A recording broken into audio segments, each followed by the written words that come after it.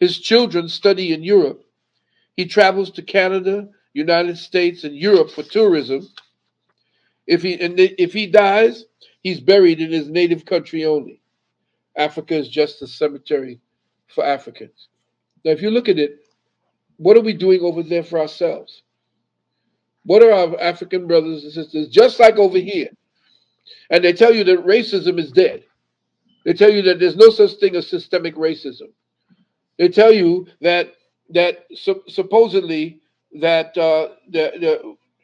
this new thing that they call critical race theory is separating us. Well, we already separate, and people don't know that.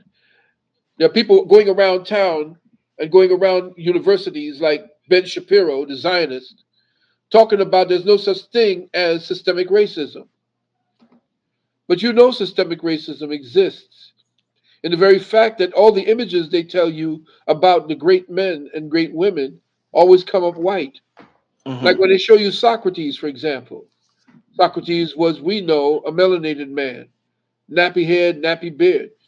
But they got him with this white face looking like the picture of some Roman Zeus. Mm-hmm. When we talk about systemic racism, it's not systemic based upon the practice of it through whites against blacks, but the very structures that show greatness is always regimented towards white people who came and never really established any religion, never really had a philosophy of their own. Everything they did, they co opted. Mm-hmm. But our children are seeing these pictures and are told, Umbaya, everything is all right. We're in the same boat as everybody. No, Mm. no, we're not. If you look Let's at our worth, if you look at our worth as far as fiscally is concerned, they have taken all of the monies that they're going to give and given it to people who ain't giving a goddamn thing back to it, people. All of the rappers. Hmm. What have they actually built? What infrastructures have they put back into their own communities that they talk about? And why is it? And this is my pain that I carry. Why is it that when I am looking at rappers, old gods, they call them. Mm-hmm. Why is it that when I'm looking at them and they're speaking about their experiences in music, that the only thing I see and hear is war stories about them getting killed, about who to fear, who was the baddest, who was the worst hood, who did more jail time? That was not music. Hmm. That was the destruction of our society, destruction of generations of our young people. They're killing one another in Chicago over this same type of mentality that was actually fostered through the emotions that was expressed as rap when they came out with rap. They talked about hood rap, gangster rap, the whole nine yards. Rap was not meant for that. Hip hop was not meant for the destruction of our society, but they destroyed it. They don't show you anything else.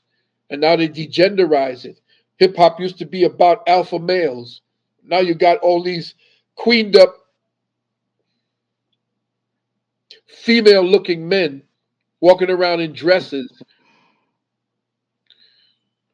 What's happening? Okay?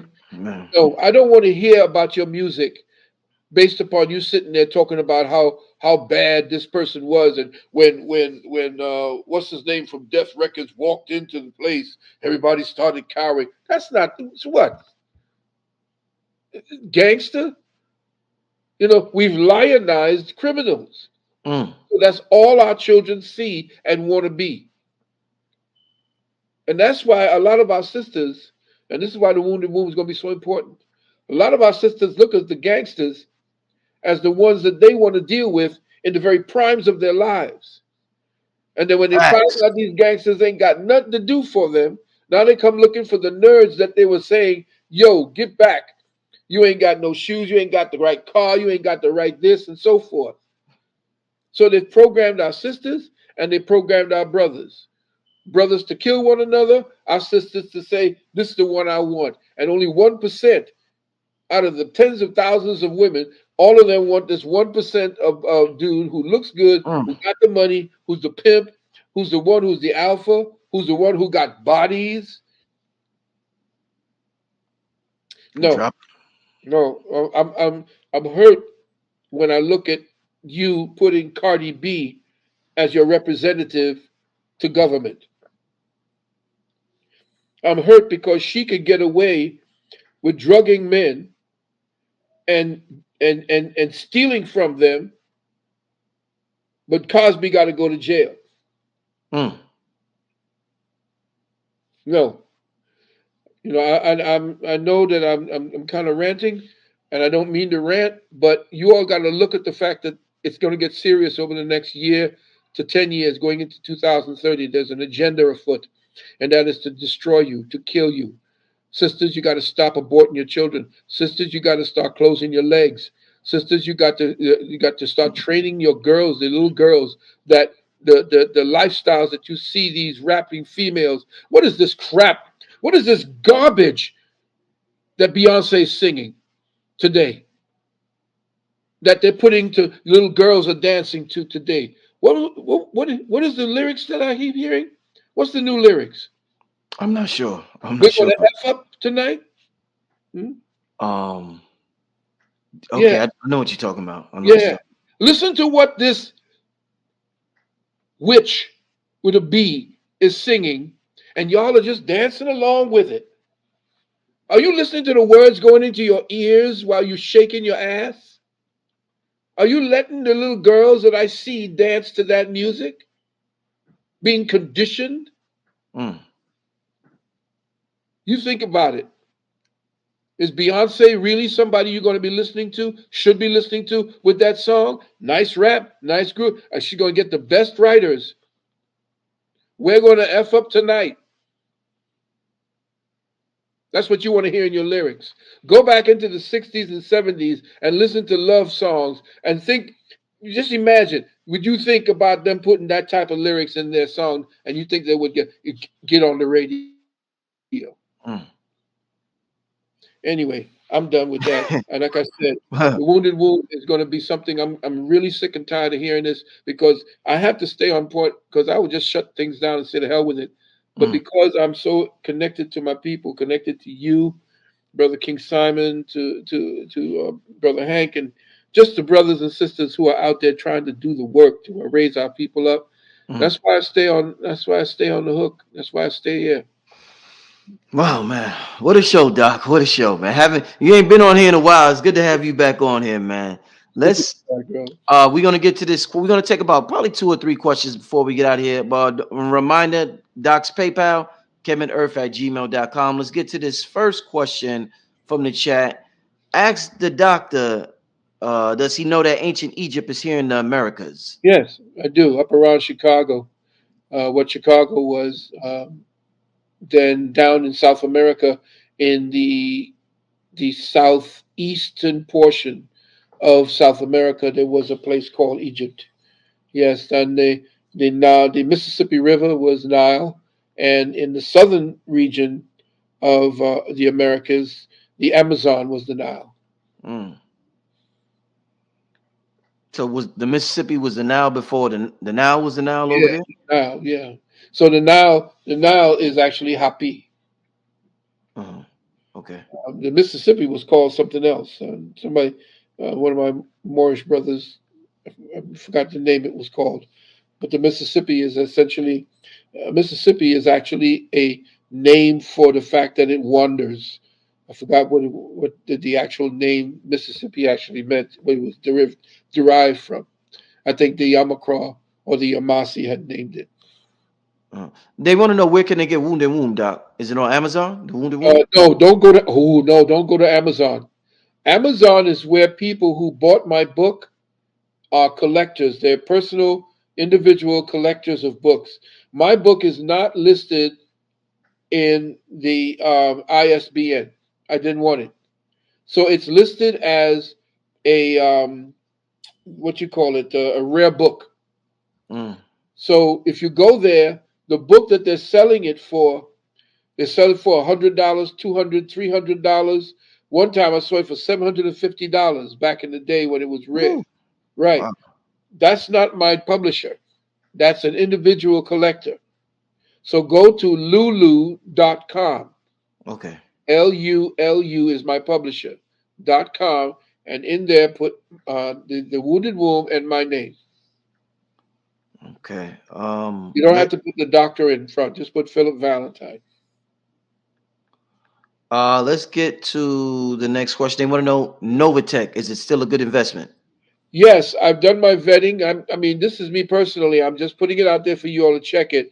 You can go up to Novatech, what is that? Novatech FX.com. Let me tell you. Yeah, NovatechFX.com. Yes. Right. And if you want to do it by yourself, you can go to, if they ask you for a referral number, the referral number is 234-587. I'm putting it in the chat right now, family. It's in the chat. Right. So the referral number is 234-587. Now, if you want help and you want to do it through Reggie Juzang, Reggie Juzang will then tell you what will help you to be placed in the proper direction. But you got both ways for you to deal with the Novatech, and I do suggest that you do that. I'm probably in the earlier part of the lecture that I'm going to do on the flatted plane. I'll probably do a little something on the Novatech to show you the gradual funds that I accrued based upon me working this business. And it's a little slow because again, it's black owned and is hundreds of thousands of people coming in at this time. She doesn't want to stay around America because I think that they tried to threaten her life because she would not give them the formula to her success. Mm. So she is not in the Americas. She lives offshore. Mm. Okay, Mm. but yes, it's been good to me, and I suggest that you just stay vigilant. And every time you do get a dividend, every week it comes every week a dividend because she trades every week. You get a little dividend depending on the amount you put in, anywhere from 250 all the way up to 5 to 10,000 people are doing, and that money is what they are trading against cryptocurrency and the forex, the foreign exchange. Mm. Now, the cryptocurrency is not, she's not trading against the coins themselves. She's trading against the actual activity of trading and buying and selling. Mm. So everybody is buying at one point, everybody is selling at one point. So the percentages having to do with buying and selling is what she's actually monetizing that the Novatech with. Mm. So you can get, if you just want to do it for yourself, every Friday there's a dividend. You fold the dividend over into your principal, and now you got a higher principal for it to trade. If you want to do it for Saturday, then invite people in, and then you talk to Reggie, and then they'll show you where to put the people so you can build up a tree, and then you get paid. You get paid Saturdays as well. Indeed.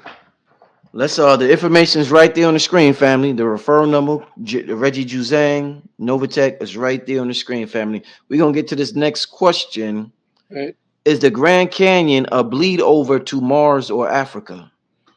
The Grand Canyon, essentially, to me, was a giant ocean at one time, Mm. covered in water, Mm-hmm.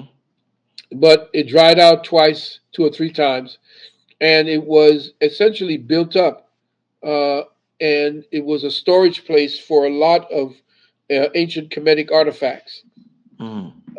They shut it down. The I forgot the name of the museum, but the American Museum, where they have all the airplanes and everything, Mm-hmm. they sent a, a configuration or what is that, a constituency of people, of researchers, to find out whether this cave that contained the pictures of Shiva, Brahma, and hieroglyphics and the whole 9 yards was real. Once they found out, because the water levels had dropped and a cave was seen, they Mm. saw that they had all these artifacts were inside of this cave. And so yes, the Grand Canyon is not a bleed over to Mars.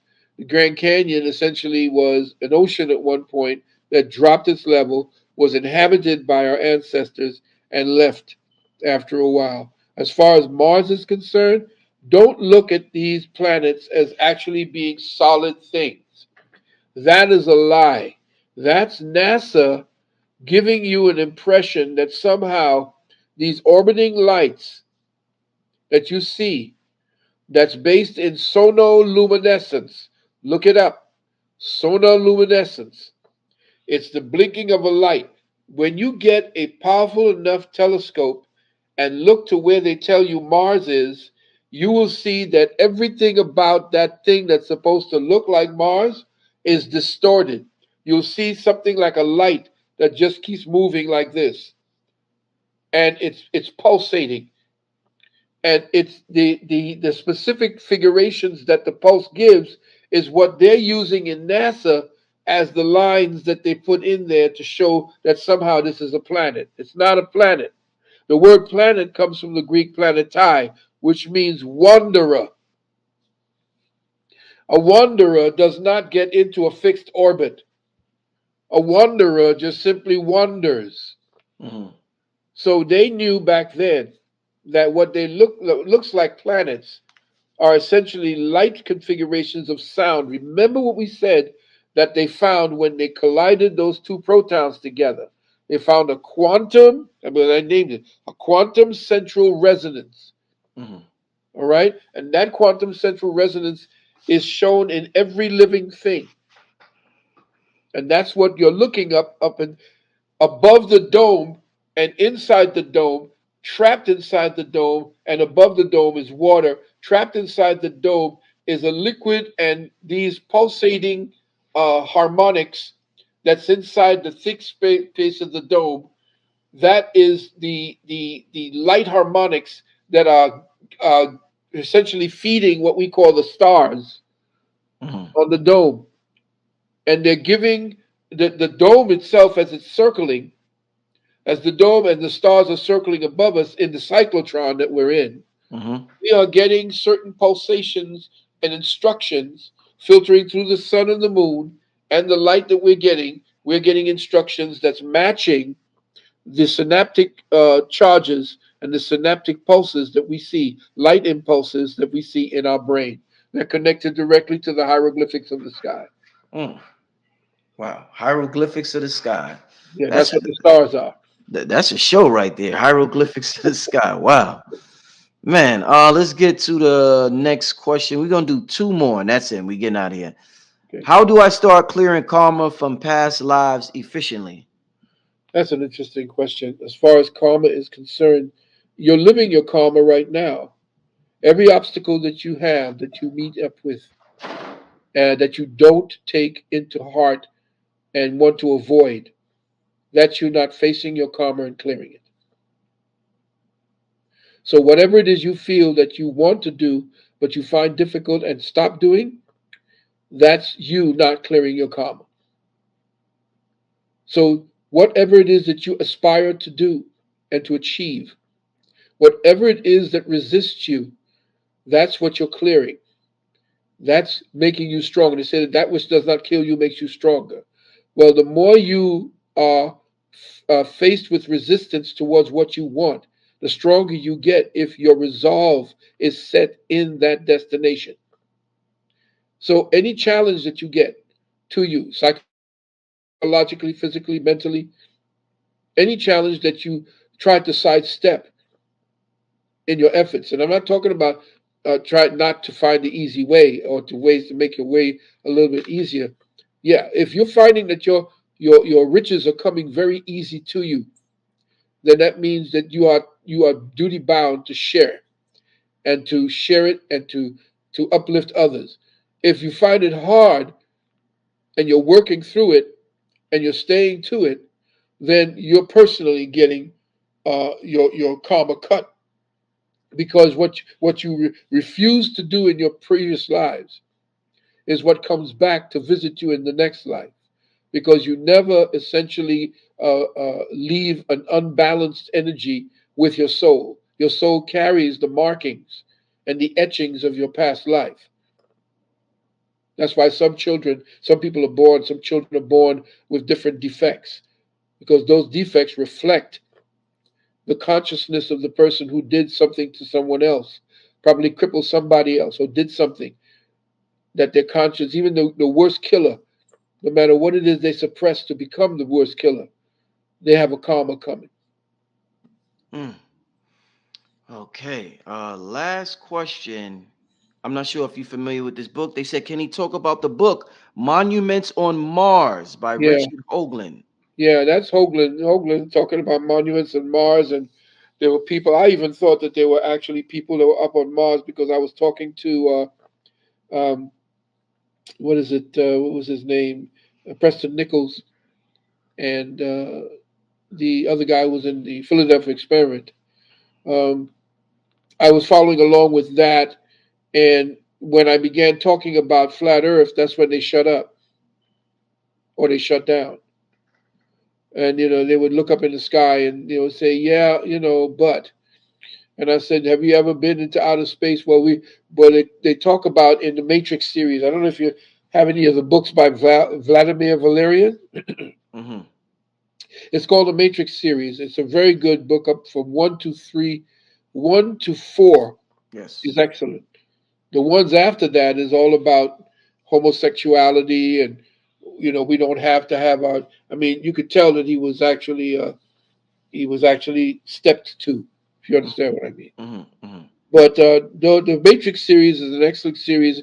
What they were talking about was transmitting energies through what I came to understand is finding resonating portals through the dome into other domes, and Mm-hmm. finding doorways, frequency doorways that you could walk through without disturbing, tunnels Mm-hmm. that you could actually, tunnels through time and tunnels through space that you could create